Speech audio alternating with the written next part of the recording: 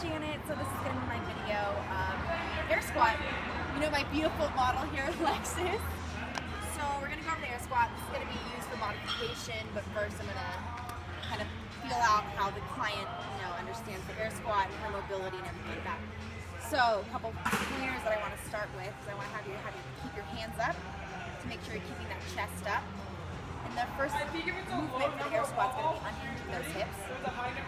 And I want you to start to sit back, and I want you to try to pass this parallel line here, keeping all the weight in the heels. Good. And then drive up. Those hips up. Good. Okay, so just another thing, make sure with that lower back, can you hear me? Okay. Make sure with the lower back that you're not going back all the way down to where your tailbone's rounded. So you want to make sure you keep a tight lower back all the time. Go ahead, do one more time. So hips back, knees out, weight in your heels, good. Up. Awesome, okay, one more. Weight in your heels, and up, good, okay.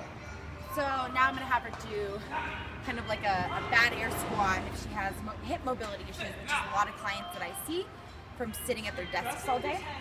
So, like go on your toes. Okay, good, now stand up. So a lot of times with clients, I see that their hips are so tight from sitting down all day that they end up kind of squatting forward, or like bringing their knees over their toes and going mostly on their toes. So with this, what I would just drill into her is making sure that you're starting with your hips back and sit down as far as you can go. Stop right there. And then drive back up. So what I have them do is kind of sit back as far as they can go until they start feeling like they're shifting forward. Because I want them to still get the feeling of sitting back into the air squat versus just dropping down and having their knees over their toes. That wasn't a good example because I was an air squat. Another mobility I'll have her do is, or another modification I'll have her do is squatting on the wall. So that's going to help her feel for sitting back and down because she'll have the ball there as a reference. So keeping your chest up, arms up, weight in your heels, unhinge those hips, sit back, and good. Stand up. Good. Make sure you're keeping a flat lower back one more time. Up. Good. And then for my clients that can't go down that far without shifting on their toes, what I normally have them do is I have them back up close to a wall, and then I'll have them stand here and I have them just drop their hips onto the wall, and then I have them ride that down, keeping their chest up, shooting their knees out so they can still feel the feeling of unhinging those hips and using the wall as reference. Good, sorry.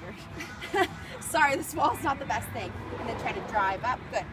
And then, a lot of times with those clients, they don't have the strength in their thighs yet to stand that up, so I usually have to help them stand up, but I just want them to get the reference of unhinging those hips and sitting back into the air squat.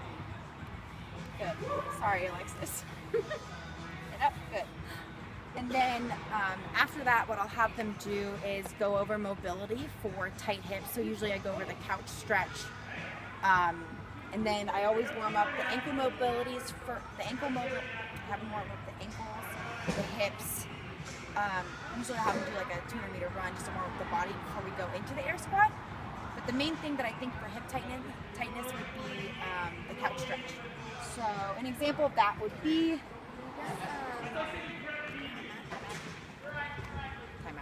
time out. We're gonna get an ab mat.